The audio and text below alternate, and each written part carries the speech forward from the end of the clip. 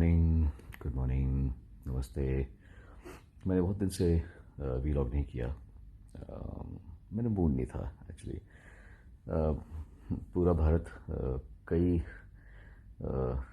Pressure से गुजर रहा है। एक तो मेंटल और इमोशनल प्रेशर सुशांत सिंह राजपूत के जाने के बाद में, वो जो लाजमी भी है ऑफ कोर्स, क्योंकि अपनी आंखों के सामने एक जवान जिंदगी को जाते हुए देखना आसान बात नहीं है, और कोई बहुत ही निष्ठुर होगा कि वो इस बात से अफेक्टेड ना हो। और ऊपर से फिर अभी इंडो चाइना का जो केस चल रहा है, और जो 20 जवान जो घंटों लड़ने के बाद में और तड़प तड़प के जो मरे हैं, आई डोंट नो वहाँ पर क्या कैजुअलिटी हुई है। मैं भारतीय हूँ, पर उससे ज़्यादा मैं एक ह्यूमन बीइंग हूँ, एक इंसान हूँ आपकी तरह। तो मुझे दोनों ही चीज़ें ठीक नहीं लगती। मतलब ये क्या है चल रहा है, हमारी इंसान को मारना। और ये चीज़ें समझदारी से भी हैंडल हो सकती हैं अगर इंसान चाहे तो, लेकिन हमारे वाले तो चाहते हैं शायद, लेकिन सामने वाला जो पक्ष है वो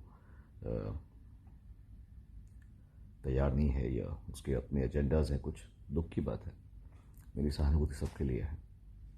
मैं इस वीलॉग से एक रिक्वेस्ट करना चाहता हूँ, ख़ासतौर से हमारी म्यूज़िक कंपनीज को, क्योंकि आज सुशांत सिंह राजपूत मरा है, एक एक्टर मरा है। कल आप किसी सिंगर के बारे में भी सुन सकते हैं, या किसी कंपोज़र के बारे में सुन सकते हैं, या किसी लिरिक्स राइटर के बारे में सुन सकते हैं। क्योंकि ये जो माहौल है म्यूज़िक का हमारे देश में, वो बहुत फिल्मों से बड़ा माफिया म्यूज़िक में है अनफॉर्चुनेटली।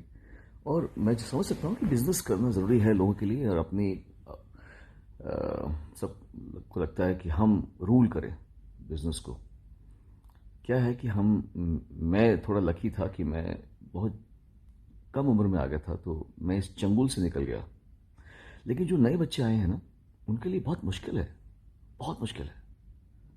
मैं सबसे बात करता हूँ, कितनी लड़के लड़कियां आके मुझे बोलते हैं, सुनो भैया ये, सुनो भैया वो, सुनो सर ये, सुनो सर वो। मतलब बच्चे हैं वो, कल के आए हुए हैं यार, परेशान हैं वो कि प्रोड्यूसर काम करना चाहता है, डायरेक्टर काम करना चाहता है, म्यूजिक कंपोजर काम करना चाहता है, पर म्यूजिक कंपनी बोलेगी ये हमारा आर्टिस्ट नहीं है।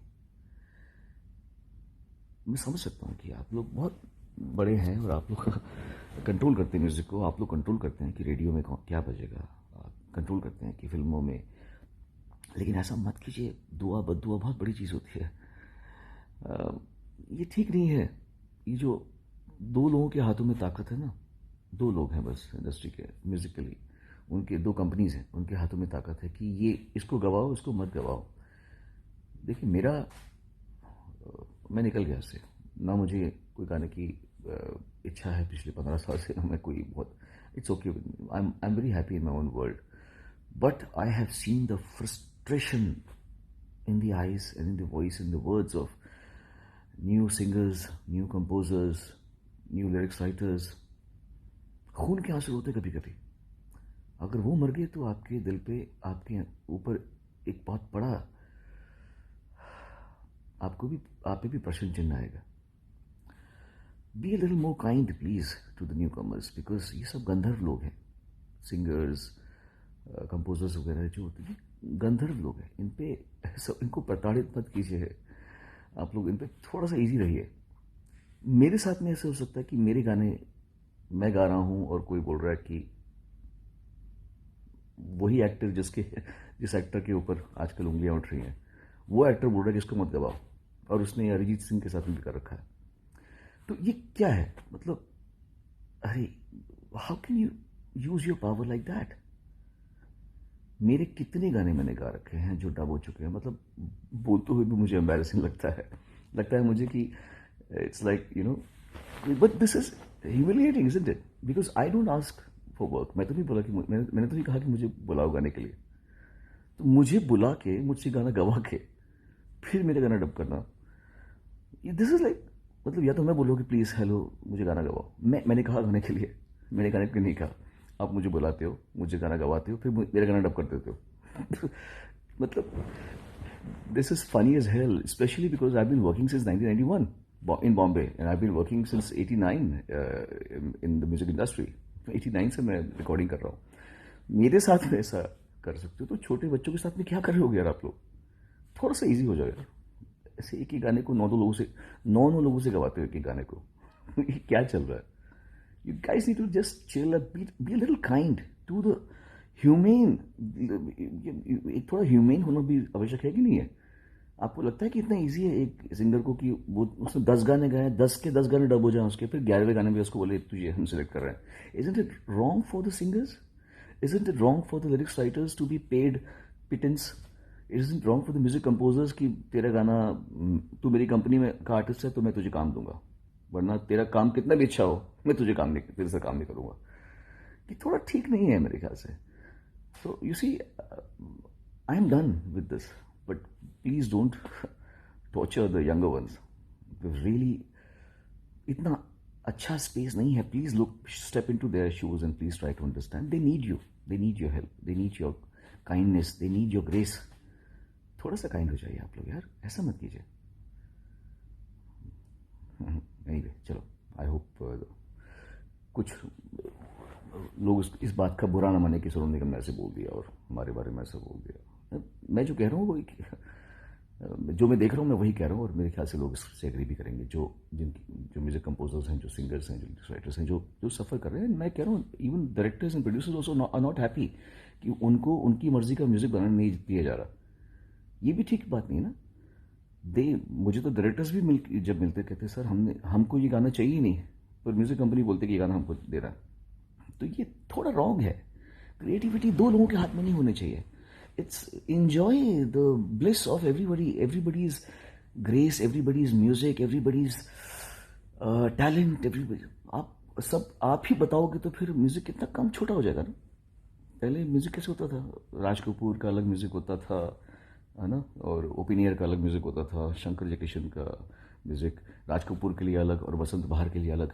तो मतलब कितना सबका अलग, इतना वेरिएशन था पहले. अभी म्यूजिक बड़ा संकुचित सा होता जा रहा है. तो और लोग सुसाइड ना कर लें, तो थोड़ा सा आप लोग काइंड हो जाइए. And God bless you all and live like a happy fraternity. Thank you. God bless everyone. Bye.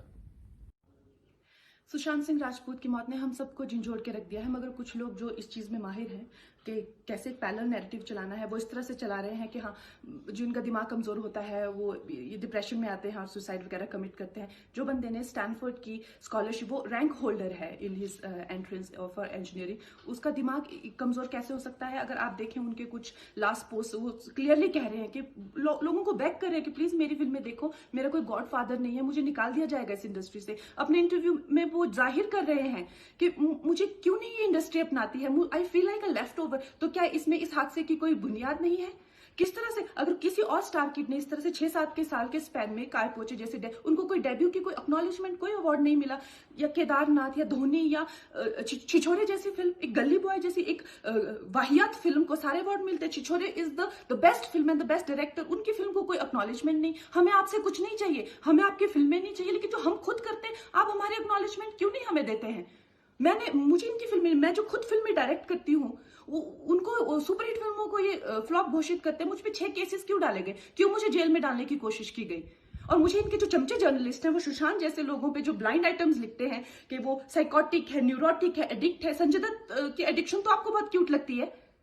वो लोग मुझे मैसेज करते हैं कि तुम्हारा बहुत डिफिकल्ट टाइम है, तुम ऐसा वैसा स्टेप मत उठा लेना. ऐसा क्यों कहते हैं मुझे? ये क्यों मेरे दिमाग में डालना चाहते हैं कि आप सुसाइड कर लीजिए? तो ये सुसाइड थी कि ये प्लान मर्डर था? लेकिन सुशांत की गलती यही है कि वो उनकी बात मान गया. उन्होंने कहा तुम वर्थलेस हो, वो मान गया. उसने he didn't remember what his mother told him. उन्होंने कहा कि तुम्हारा कुछ नहीं होगा, वो मान गया. वो चाहते ही ये है कि वो इतिहास लिखे और ये लिखे कि सुशांत कमजोर दिमाग का था. वो ये नहीं बताएंगे कि क्या सच्चाई क्या है. तो हमें ये डिसाइड करना है कि who will write the history. We will decide that.